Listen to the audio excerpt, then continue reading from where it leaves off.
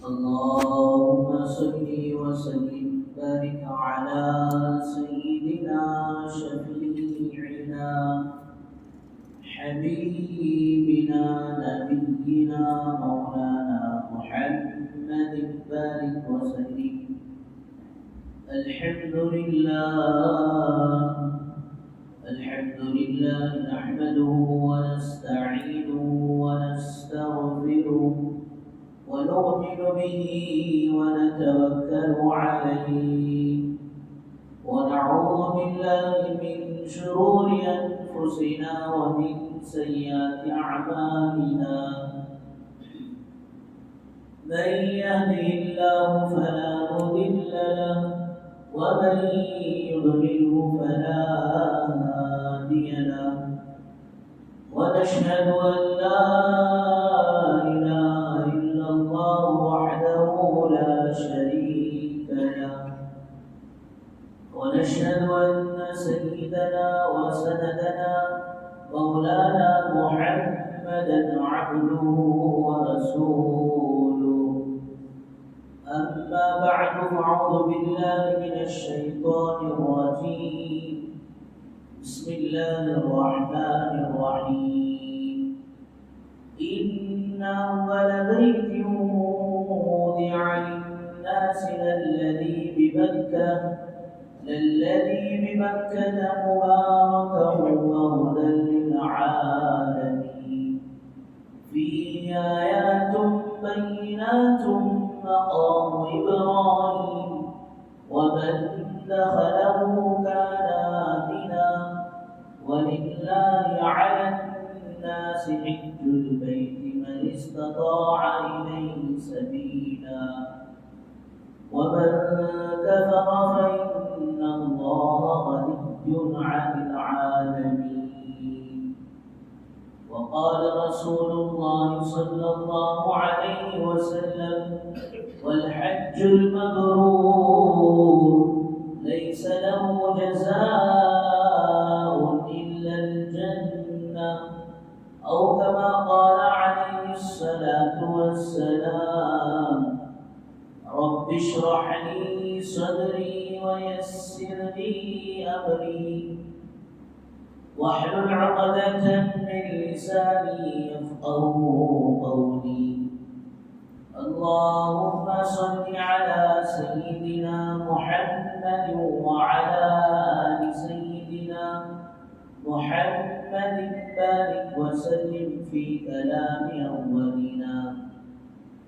اللهم صل على سيدنا محمد وعلى آل سيدنا محمد بارك وسلم في أوسط كلامنا. اللهم صل على سيدنا محمد وعلى آل سيدنا محمد بارك وسلم في آخر كلامنا. بزرگان محترم ومعزز سامعین الكرام، اللہ جل جلالہ وعمل والہ کا احسان کرم فضل ہوا کہ اللہ پاک نے ہم سب کو اپنے گھر تک آنے کی توفیق نصیب فرمائی اور کچھ دین کی باتیں کہنے اور سننے کی توفیق و سعادت نصیب فرمائی۔ درود و سلام نازل ہو آقا مدنی تاجدار مدینہ احمد مجتبی محمد مصطفیٰ وجہ کائنات محسن انسانیت سرور کونین فخر دو عالم رحمت للعالمین شافع المذنبین ساقی کوثر شافی محشر کالی کملی والے آقا محمد عربی صلی اللہ علیہ وسلم کے ذات عالی پر۔ بزرگ دوستو، گزشتہ جمعہ میں حج کے متعلق چند باتیں ہمارے سامنے آتی رہی ہیں۔ دعا فرمائے اللہ تبارک و تعالی ہم سب کو اپنی زندگی میں جلد سے جلد جوانی کے عالم میں، صحت کے عالم میں اللہ پاک اپنے گھر کے حاضری کی، حج بیت اللہ کی سعادت نصیب فرمائے۔ دربار نبی صلی اللہ علیہ وسلم کے روز اطہر پر کھڑے ہو کر درود و سلام کا نذرانہ پیش کرنے کی توفیق و سعادت نصیب فرمائے۔ بزرگوں دوستوں، اس طرح گزشتہ جمعہ کیا گیا، حج اسلام کی بنیادوں میں سے ایک بنیاد ہے، اسلام کے فرائض میں سے ایک فرض ہے، اور ایسا فرض ہے جس پر جا کر اسلام کی تکمیل ہوتی ہے۔ اسلام و ایمان کلمے سے شروع ہوتا ہے اور پھر آخر میں جا کر حج پر مکمل ہوتا ہے۔ اس لیے بزرگوں دوستوں، جب ماشاءاللہ فریضہ حج ہمیں زندگی میں آ جائے تو بغیر کسی تاخیر کے جتنا جلد ہو سکے اللہ کی اس فریضہ حج کو ادا کر دینا چاہیے۔ اس سے پہلے بھی میں نے عرض کیا، لوگ اپنی طرف سے پتہ نہیں کیا کیا سمجھ لیتے ہیں کہ جب تک گھر نہ ہو تو گھر بننے تک حج فرض نہیں ہوتا۔ حج کو جانا تو کیا رہنا، خاص کرنا، تب جا کر فرض ہوتا۔ یہ بچیاں ہیں، شادیاں نہیں ہوئی ہیں، جب تک شادی نہ ہو تو حج فرض نہیں ہوگا۔ حج کا اور گھر سے دوستوں کوئی تعلق نہیں ہے، حج کا اور شادیوں کا آپس میں کوئی تعلق نہیں ہے۔ اور اللہ معاف فرمائے، اس سے بڑھ کر بعض لوگ یہ کہتے ہیں کہ میں سکتا مکہ حج نہیں کرتا، وہاں کون سا حج نہیں کرتا، سکتا مکہ نہیں کرتا۔ 3.5 لاکھ اگر حج کمیٹی کی فیس ہے تو 7.5 تک اب بھی مجھے ہونا، کئی کو میں گیا تو اچھی شاپنگ کرنا، دوستوں کو، رشتہ داروں کو ہدیے سبھی، تحفے سبھی اور تبرک لے کو آنا، تب تک بھائی حج کرنے جاتا ہے۔ اللہ حفاظت کرنا، اس کا کوئی دوستوں تعلق نہیں ہے۔ جانے کی رقم ماشاءاللہ ہے اور پھر گھر والوں کو 40 دن تک کا خرچہ دینے کی طاقت ہے تو اب ماشاءاللہ اس پر حج فرض ہو گیا۔ اور اللہ معاف فرمائے، کتنے لوگ ایسے ہیں کہ حج کے موقع پر دعوت کو ضروری سمجھ کر 50,000 لاکھ خواہ وہاں خرچ کرتے ہیں، جبکہ اس کے بوڑھے والدین کو مہینہ 1000 روپے دینے کی توفیق نہیں ہوتی۔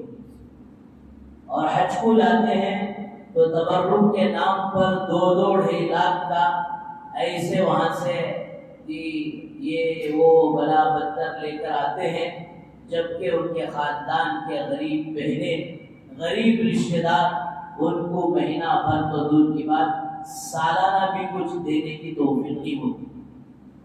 اس موقع پر خواہ دوستوں خرچ کرنے کے لیے کہا جائے یا پھر اپنے طور سے خواہ دوستوں فضول خرچ کر بیٹھتے۔ بہرحال حج سے ہدیوں کا کوئی تعلق نہیں ہے۔ سب سے بہترین ہدیہ، روحانی ہدیہ مدینہ المنورہ سے، سرزمین مدینہ سے لانے کی اگر کوئی ہے تو دوستو وہ عشق رسول صلی اللہ علیہ وسلم ہے، محبت نبوی صلی اللہ علیہ وسلم ہے، سنت رسول صلی اللہ علیہ وسلم لے کر آنا ہے۔ اس مدینہ منورہ سے آپ صلی اللہ علیہ وسلم کے غم کو لے کر آنا ہے، آپ کے درد کو لے کر آنا ہے۔ ہم بارہا کی اس واقعے کو سنتے رہے کہ خندق کے موقع پر حضور اکرم صلی اللہ علیہ وسلم کے پیٹ پر 2 پتھر بنے تھے۔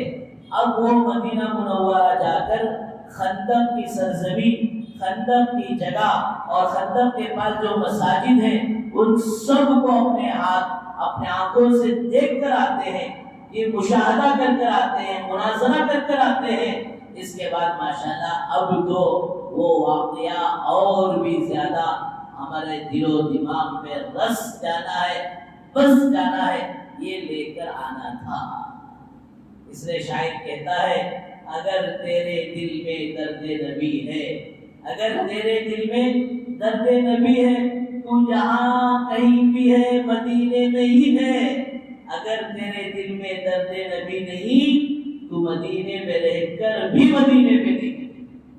اور اس سے آگے بڑھ کر جی بظاہر جو تبرک، بظاہر جو ہدیہ لے کر آنا تھا دوستو، وہاں مدینہ منورہ کی کھجوریں تھی، اللہ کے نبی صلی اللہ علیہ وسلم کی شہر کی دوستو کھجوریں تھی، بس اسے لا کر ماشاءاللہ ہدیہ اور تبرک کے طور پر دے دیا۔ اب لوگوں کا مزاج بنتا جانا، گئے تو سکا پکا نہیں جانا، اچھا خاصا پیسہ لے کر جانا، جا کر وہاں بمبارڈ کرنا، مزہ کرنا، اڑانا۔ یہ دوستو یہ سارے غلط چیزوں سے اپنے آپ کو پاک کر کر جس وقت اور جس سال آپ کے پاس حج کمیٹی کی رقم کی پیسے جمع ہو جاتے ہیں اس سال آپ پر حج فرض ہو جاتا ہے۔ بہرحال حضرات علماء نے لکھا ہے دو عبادتیں بڑے خوش نصیب لوگوں کو نصیب ہوتی ہے، یاد رکھیں گے انشاءاللہ۔ دو عبادتیں، ایک کلام اللہ کا پڑھنا، اللہ کے کلام کو پڑھنا، اس میں بارہ کہتا ہوں ان مہمان رسول بچوں سے محبت کرو، اس لیے کہ قسم بخدا ان کو دنیا کی وہ بڑی نعمت مل کر ہے، خصوصاً حافظ قرآن بچوں کو، کہ صبح و شام ان کا مشغلہ، ان کا کام دوستو، ان کے فکر، ان کا دھن یہی اللہ کا کلام ہے۔ سوتے سوتے اللہ کے کلام کی فکر لے کر، پڑھتے پڑھتے سوتے ہیں، اٹھتے اٹھتے ماشاءاللہ اللہ کے کلام کی فکر کو لے کر اٹھتے ہیں۔ دنیا کا بڑا یہ خوش نصیب انسان ہو جس کو دوستو کلام اللہ کی نعمت، قرآن مجید کی نعمت ملے۔ اور دوسری حضرات علماء نے لکھا ہے دنیا کا خوش نصیب انسان وہ ہے جس کو بیت اللہ کی توفیق مل جائے، بیت اللہ کے دیدار کی توفیق مل جائے۔ ہدی للعالمین فی آیات بینات مقام ابراہیم ومن دخلہ کان آمنا۔ یہ اللہ تعالیٰ نے فرمایا الذی ببکۃ مبارکہ وہدی للعالمین، سارے عالم کے لیے ہدایت کا مرکز بنایا۔ حضرت مولانا ذوالفقار صاحب دامت برکاتہ نقشبندی لکھتے ہیں کہ وہ زمانے میں ایک عیسائی فیملی کا جدہ جو ہے کام منتقل ہو گیا، باہر ملک میں رہتے تھے، اس ملک والوں نے آفر دی ابھی کوئی جدہ کو جانے والے ہیں، سہولت ساری فیسلٹی ماشاءاللہ دی جائے گی۔ اب یہ گھرانہ تیار ہوا، میاں بیوی تیار ہوئے، اب کام کرتے کرتے جب حج کا سیزن آیا ہے اس موقع پر دوستو یہ لوگ میاں بیوی سوچنے لگے آخر ایک بڑا مجمع سفید کپڑوں کے ساتھ یہ جاتا کہاں ہے، اور پھر ماشاءاللہ اسے ڈھونڈتے ڈھونڈتے چلو جا کر ہم بھی دیکھیں گے۔ مسلمانوں کی طرح دوستو انہوں نے بھی احرام لپٹ لیا، احرام باندھ لیا۔ وہ زمانہ ڈیجیٹل زمانہ نہیں تھا، فنگر برس لینا یا آنکھوں کا اسکین کرنا یہ سب نہیں تھا۔ اب دوپہر کے وقت پولیس والے کھانے میں مشغول تھے، اب پھر ایسے ہی لوگ جا رہے تو یہ بھی چلے گئے۔ اب جاتے جاتے ماشاءاللہ مکہ مکرمہ پہنچے، بیت اللہ کے قریب گئے، اور جا کر جیسے ہی اللہ کے گھر کو دونوں میاں بیوی جم کر نگاہ ڈال کر دیکھ رہے ہیں تو ان کی آنکھوں سے آنسو جاری ہے، ایک دوسرے کو دیکھتے پوچھتے ہیں اب کیا سمجھ میں آ رہا ہے؟ اب وہ کہنے لگے اس گھر کو دیکھ کر یہی سمجھ میں آ رہا ہے کہ اس مالک کے گھر کا اسلام اور دین قبول کرتے ہیں۔ بیت اللہ کی ایک نظر پر دوستوں انہیں ہدایت مل گئی، ہدایت سے مالا مال ہو گئے۔ ہدی للعالمین، سارے عالم کے لیے ہدایت کا مرکز اللہ نے بنایا ہے۔ تو یہ دو نعمتیں، ایک کلام اللہ کی، اللہ کے گھر کی نعمت، اور دوسری دوستوں اللہ کے کلام کی نعمت، اور دوسرے اللہ کے گھر کی نعمت۔ پھر علماء نے عجیب بات لکھی ہے کہ دنیا میں تین چیزیں ایسی ہیں کہ ان کے دیدار پر بھی اللہ نے اجر و ثواب رکھ دیا ہے۔ صرف اس کی دیدار پر، اس کے دیکھنے پر، یہ کلام اللہ کو دیکھنا اجر و ثواب کی بات ہے۔ کہ اللہ کے کلام کو ابھی نہیں پڑھا ہے، یہ صرف دیکھ رہا ہے، دیکھنے پر بھی اجر ہے۔ اس لیے دوستو قرآن کا تعلق صرف رمضان سے لگا کر چھوڑ دینا نہیں ہے۔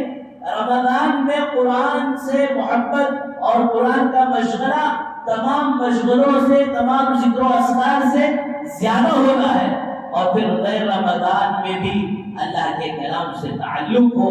کلام الہی دیدار الہی ہے، اللہ کے کلام کو دیکھنا اللہ کو دیکھنے کے برابر ہے۔ تو اللہ کے کلام کو دیکھنا عبادت سے خالی نہیں، اللہ کے کلام کو دیکھنا۔ اسی طرح دوسری بات فرمایا بیت اللہ کو دیکھنا یہ بھی عبادت سے خالی نہیں ہے۔ 120 رحمتیں ہمیشہ دوستوں اللہ کے گھر پر پڑتی ہیں، 60 طواف کرنے والوں کو ملتی ہیں، تو 40 نماز پڑھنے والوں کو، اور یہ کا وہ ہے نہ تو طواف کر رہا ہے اور نہ تو دوستوں نماز پڑھ رہا ہے، صرف بیٹھ کر بیت اللہ کا دیدار کر رہا ہے، اس پر بھی 20 رحمتیں اسے ملتی رہتی۔ تیسری چیز ماں باپ کو محبت بھری نگاہ سے دیکھنا، یہ بھی دوستو اجر و ثواب سے خالی نہیں، بلکہ فرمایا کہ محبت بھری نگاہ سے ماں باپ کو دیکھنا حج مقبول کا ثواب ہے۔ اور دوستو حضرات صحابہ کے سامنے اللہ کے نبی صلی اللہ علیہ وسلم بیان کر رہے ہیں، اور صحابہ کے اندر عمل کا جذبہ اور شوق ہماری طرح نہیں کہ بولتے گئے، سنتے گئے، اور پھر مسجد سے جاتے جاتے سارے باتیں وہیں چھوڑ کر چلے گئے۔ صحابہ کے اندر عمل کا جذبہ اور شوق۔ پوچھ رہے یا رسول اللہ، اگر کوئی دن میں 100 مرتبہ ماں باپ کو دیکھ لے، ماں باپ کو محبت بھری نگاہ سے دیکھے، تب کیا ہوگا؟ اللہ کے نبی صلی اللہ علیہ وسلم ارشاد فرماتے ہیں 100 مرتبہ حج مقبول کا ثواب ملے گا۔ اس لیے بزرگ دوستو یہ بہت بڑی سعادت مندی ہے، یہ بہت بڑی نعمت ہے، اور نعمتیں ایک مرتبہ جائیں تو دوبارہ واپس آ سکتی ہیں، مل سکتی ہیں، لیکن ماں باپ کی نعمت زندگی میں ایک مرتبہ چلے جائے تو پھر دوستو وہ نعمت نہیں ملتی۔ یہاں تک فرمایا جن کے ماں باپ دنیا سے جا چکے ہیں، جمعہ کا دن ہو تو جاؤ قبرستان کو، ماں باپ کے قبروں کی زیارت کرو اور پڑھ کر ان کے لیے ایثار ثواب کرو۔ تو بہرحال یہ 3 چیزیں ایسی ہیں کہ صرف ان کے دیدار پر، ان کے دیکھنے پر اللہ تعالیٰ اجر و ثواب عطا کرتے ہیں۔ تو بہرحال بزرگوں، دوستو، بھائیوں، اللہ کے گھر کی حاضری، حج بیت اللہ کی سعادت یہ کوئی معمولی بات نہیں ہے۔ اب یہ ملے گا کسے؟ یہ توفیق کسے ہوگی؟ لوگ سمجھتے ہیں مال ہو تو مال کی بنیاد پر حج کی توفیق ہو جائے گی۔ نہیں دوستو، محبت کی بنیاد پر توفیق ہوگی۔ ہمارے بزرگوں میں حضرت شیخ ابراہیم صاحب رحمۃ اللہ علیہ گزرے، حاجی صاحب ہمیشہ فرماتے کہ 2 نیتیں آدمی جب صحیح معنی میں سچے ارادے سے، پکے ارادے سے، صحیح جذبے اور شوق سے کرتا ہے، اللہ ضائع نہیں کرتے۔ ایک اللہ کے راستے میں جانے کی نیت اور ایک اللہ کے گھر کو جانے کی نیت۔ میں تو کہتا ہوں کہ اللہ کے گھر کو جانے سے پہلے کچھ وقت اللہ کے راستے میں لگا کر وہاں کے آداب کو اور وہاں کے اصولوں کو اور وہاں کے ماشاءاللہ کرنے کے اعمال کو کر جانا۔ ورنہ دوستو علماء نے لکھا ہے کہ 3 باتیں ایسی ہیں جس سے حج کرنے والوں کا حج خراب ہو جاتا ہے۔ یہ پہلی چیز ہے کہ اگر حلال مال نہیں ہے، مال لے کر جو حج کو جا رہا ہے وہ حرام مال ہے، تو اب اس حرام مال کی وجہ سے حج مقبول و مقبول نہیں بنے گا۔ وہ حج جس کے بارے میں سرکار دو عالم صلی اللہ علیہ وسلم نے ارشاد فرمایا الحج المبرور، ایک مقبول حج لیس له جزاء الا الجنہ، حج مقبول کا ثواب اور بدلہ جنت کے سوا کچھ ہو نہیں سکتا۔ یعنی حاجی جب صحیح معنوں میں حج کر لے تو اس کا مطلب یہ ہے کہ وہ جنتی ہے۔ اتنا بڑا عمل فرمایا دوستو، جب آدمی صحیح مال سے نہیں کرتا تو اس کے باوجود تو کیا ہوگا؟ اگر حرام مال سے یہ حج کا سفر کرتا ہے تو دوستو فرضیت تو ادا ہو جائے گی، لیکن جو اجر و ثواب ملنا ہے اور جو حج مقبول و مبرور بننا ہے یہ نہیں ہو سکتا۔ اس لیے حلال مال سے یہ حج کرے۔ یہاں تک کہ فرمایا کہ حج سے پہلے اگر کسی کا تجارتی معاملہ گڑبڑ ہے تو اسے درست کر جائے، کسی کے ساتھ معاملات خراب ہیں اور معاملات کو درست کر جائے۔ اس لیے حج سے وہ سارے صغیرہ گناہ معاف ہو جاتے ہیں اور کبیرہ گناہ بھی معاف ہو جاتے ہیں۔ لیکن دوستو جس کا معاملات کا مسئلہ ہے وہ گناہ معاف نہیں ہوتا۔ ایک آدمی کو آپ نے 1 لاکھ کا دھوکہ دیا ہے، 1 لاکھ روپے قرض دینا ہے، تو اس کا مطلب یہ نہیں کہ حج کی وجہ سے وہ 1 لاکھ کا دھوکہ معاف ہو جائے گا، دھوکے کا گناہ معاف ہوگا، لیکن 1 لاکھ روپے جو دینا ہے اس کو تو ہر حال میں دینا ہے۔ ورنہ حدیث میں آتا ہے کہ قیامت کے دن اللہ کے نبی صلی اللہ علیہ وسلم حضرات صحابہ سے پوچھ رہے ہیں قیامت کے بارے میں، میری امت کا فقیر غریب کون ہے؟ صحابہ پوچھ رہے ہیں یا رسول اللہ جن کے پاس مال متا نہیں ہے، بینک بیلنس نہیں ہے، پراپرٹی نہیں ہے، مال نہیں ہے، آپ نے فرمایا نہیں، وہ آدمی میری امت کا سب سے بڑا غریب ہے جو دنیا میں بہت سارے اعمال تو کر آئے لیکن ساتھ ساتھ لوگوں کے مال کے ساتھ اور پھر ان کی زندگی کے ساتھ کھلواڑ کر آیا، لوگوں کے معاملات بگاڑ کر آیا، تو کل قیامت کے دن سارا اس سے وصول کیا جائے گا۔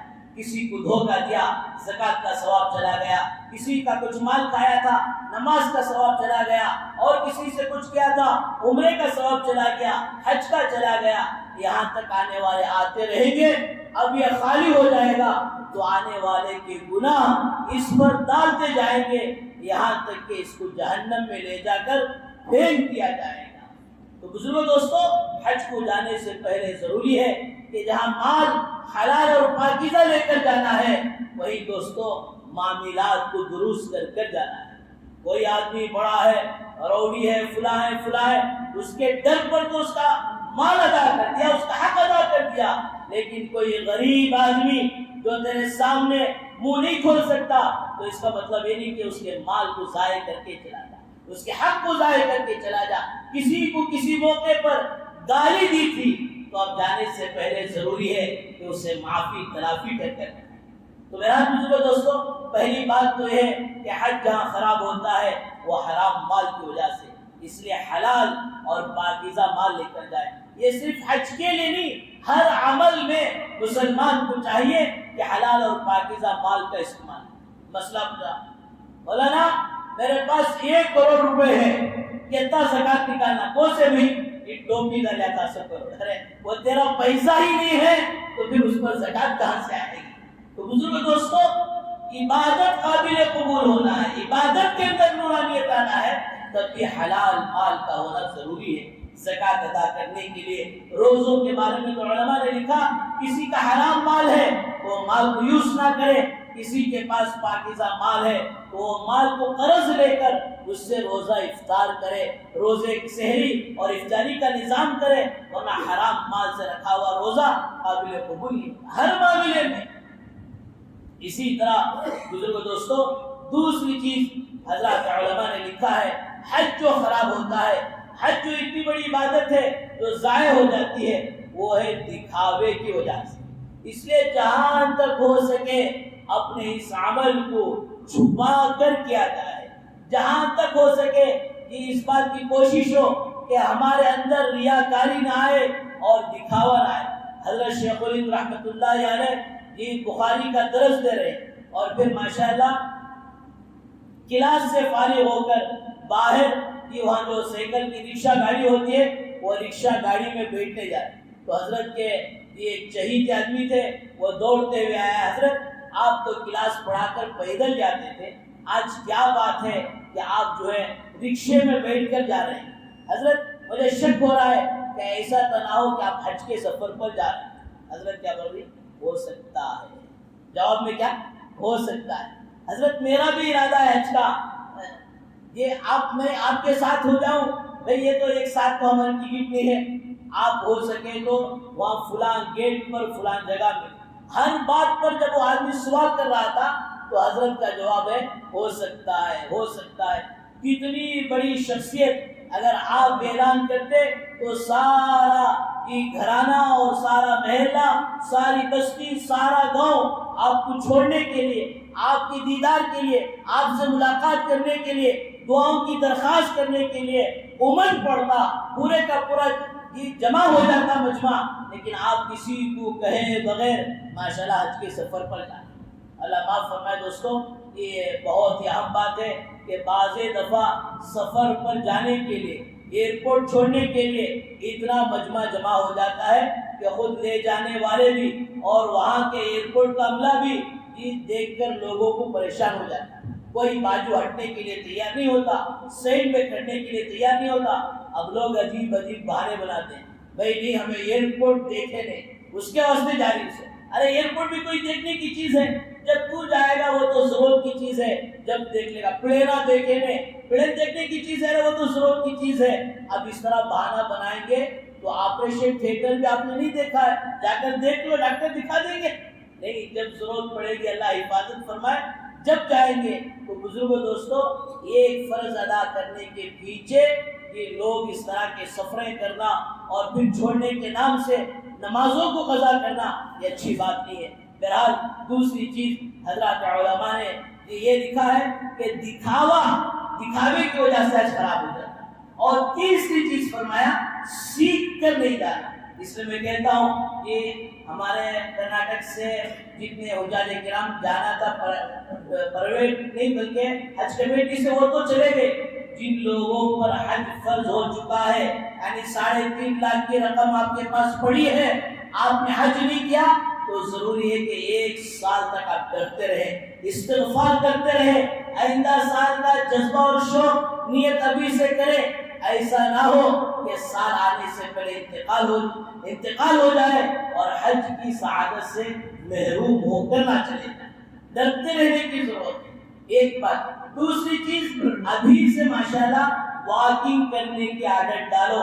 جو حاجی جتنا چلنے کا عادی ہوتا ہے ماشاءاللہ اس کا حج اور اس کا عمرہ اتنا ہی آسان ہوتا ہے۔ تیسری چیز جو اہم ضروری ہے، جس سے حج خراب ہو جاتا ہے، عمرہ خراب ہو جاتا ہے، وہ سیکھ کر نہیں جانے کی وجہ سے۔ سیکھ کر جانا چاہیے، ورنہ سیکھیں گے نہیں۔ مثال کے طور پر مینا کا پہلا دن گزرا اور پھر اس کے بعد عرفہ کا اہم دن الحج اور عرفہ وہ بھی گزر گیا، مزدلفہ بھی گزر گیا، اور تیسرا دن ماشاءاللہ ایک شیطان کو 7 کنکریاں مارنا یہ عمل ہو گیا، قربانی کا عمل ہو گیا، یہ بال نکال لیے۔ اب ایک اہم حج کا فریضہ ہے طواف زیارت۔ اس کے بعد حاجی بجائے مینا میں رہنے کے روموں کو جانا شروع کرتے ہیں۔ جتنی پابندیاں تھے کہ ناخن نہیں نکالنا، بال نہیں نکالنا، خوشبو نہیں سننا، سلے ہوئے کپڑے نہیں پہننا، سارے پابندیاں تو ختم ہو گئے۔ ایک پابندی ابھی بھی باقی ہے، وہ میاں بیوی کے رشتے سے دور رہنا۔ اللہ نہ کرے اگر کوئی طواف زیارت سے پہلے اپنی بیوی کے قریب ہو جاتا ہے، مفتیان کرام فرماتے ہیں اس پر بیوی ہمیشہ کے لیے حرام ہو جاتی ہے جب تک کہ وہ دوبارہ حج نہ کرے۔ اب لوگ اگر یہ مسئلے کو نہیں سمجھ کر جائیں گے، سیکھ کر نہیں جائیں گے، تو دوستو پھر اس پر بیوی حرام ہو جاتی ہے۔ گئے تھے گناہوں سے معاف ہو کر آنے کے لیے، الٹا دوستو اور مجرم بن کر آنے۔ تو علماء نے لکھا ہے تیسری بات سیکھ کر نہیں جانا، جس کی وجہ سے دوستو حج خراب ہو جاتا ہے۔ بہرحال بزرگوں دوستو بھائیوں، حج ایک اہم فریضہ ہے، حج ایک اہم عبادت ہے، زندگی میں ایک مرتبہ فرض ہونے والی عبادت۔ تو اس کے لیے جتنا سیکھ کر جائیں گے، جتنا سمجھ کر جائیں گے، اور دوسری بات جتنا عظمتوں کے ساتھ جائیں گے، جتنا آداب کے ساتھ جائیں گے، جتنا وہاں کی چیزوں کی عظمتوں کو لے کر جائیں گے۔ جانے والے کیسے کیسے گئے۔ حضرت ابراہیم ابن ادھم رحمۃ اللہ علیہ کے متعلق آتا ہے کہ آپ حج کے لیے نکلے تو 12 سال میں پہنچے۔ کتنے سال میں؟ 12 سال۔ اللہ کے تو بڑے ولی 12 سال میں یہ اللہ کے گھر پہنچ رہے۔ جانے کا طریقہ کیا تھا؟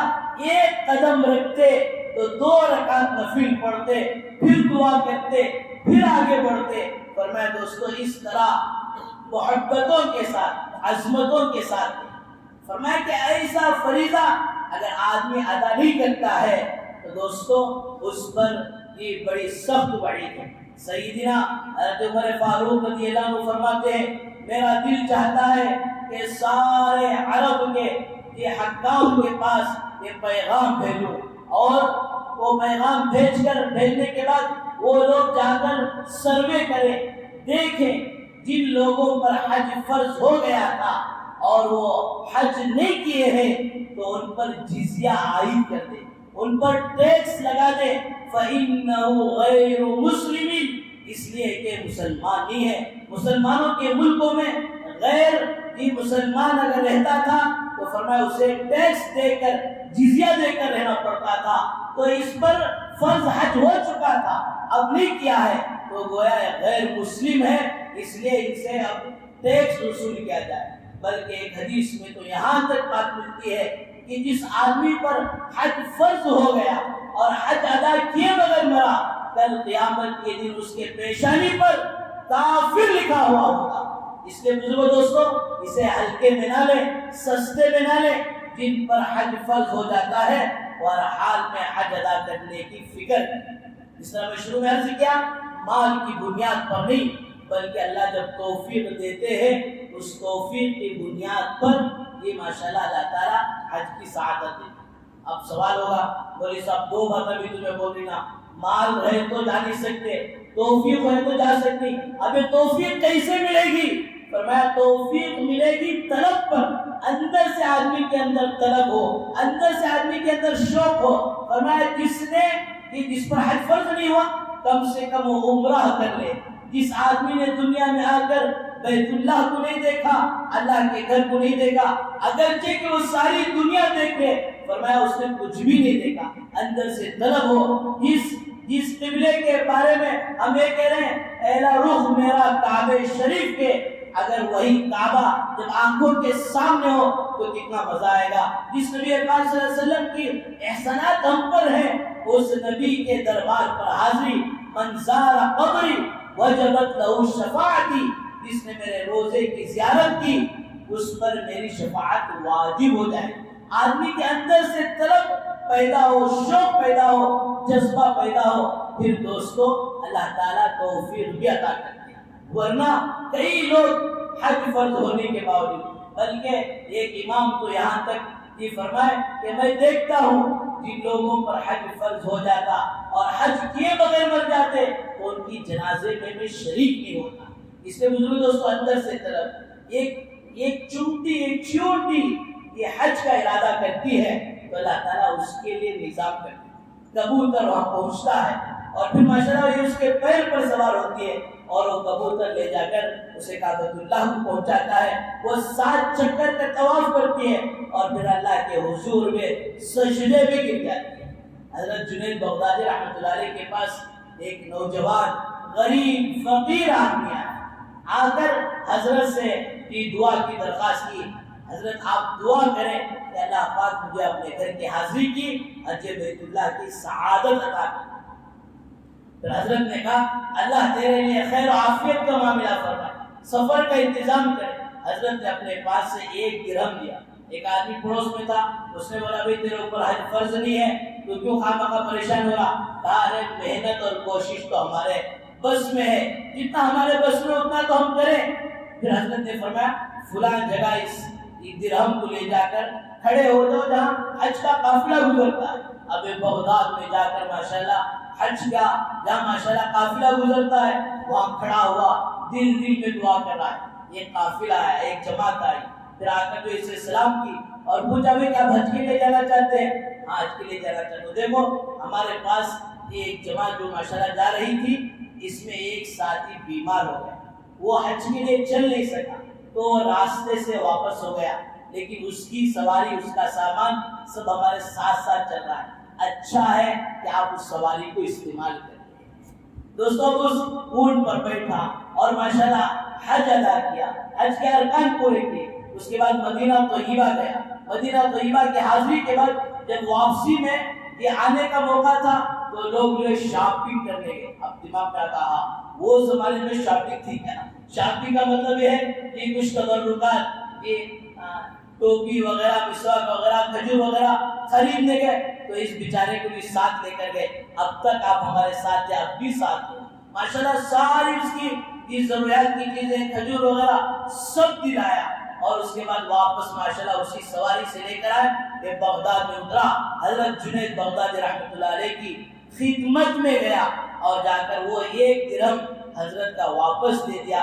حضرت آپ کے مال میں کیا برکت تھی کہ آپ نے 1 روپیہ دیا تھا، اسے بھی استعمال کرنے کی ضرورت نہیں پڑی، اللہ نے سارا کام ایسے ہی کرا دیا۔ تو بزرگوں دوستو، جب آدمی کے اندر سے طلب پیدا ہوگی، شوق پیدا ہوگا، جذبہ پیدا ہوگا، پھر جا کر دوستو اللہ پاک توفیق دیں گے، ورنہ دیکھتے ہوئے لوگوں کے حالات ڈر لگتا ہے، کتنا بڑا مجمع جن پر حج فرض ہونے کے باوجود بھی ٹالتے ہوئے، بعض نوجوان پڑھتے یہ حج فرض ہے، حج کو جاتے نہیں، کیا بھی قصہ نہیں، مولوی صاحب گئے تو ہمیں صدر کو رہنا، ہمیں صدرتے نہیں یہ زمانے میں، یہ جوانی میں، اس لیے جاتے بھی نہیں۔ توبہ توبہ، اللہ ہم سب کی حفاظت فرمائے۔